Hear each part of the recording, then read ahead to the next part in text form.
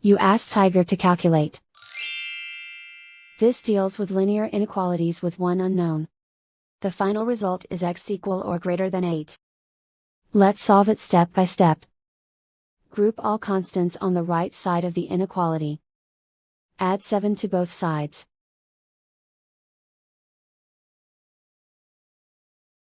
Simplify the arithmetic.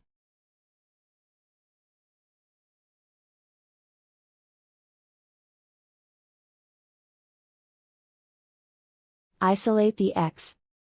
Divide both sides by 2.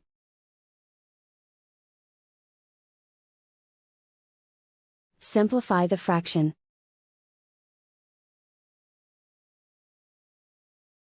Find the greatest common factor of the numerator and denominator.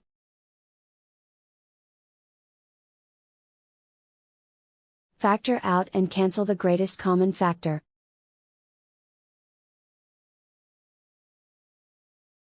Plot the solution on a coordinate grid. And so the final result is x equal or greater than 8.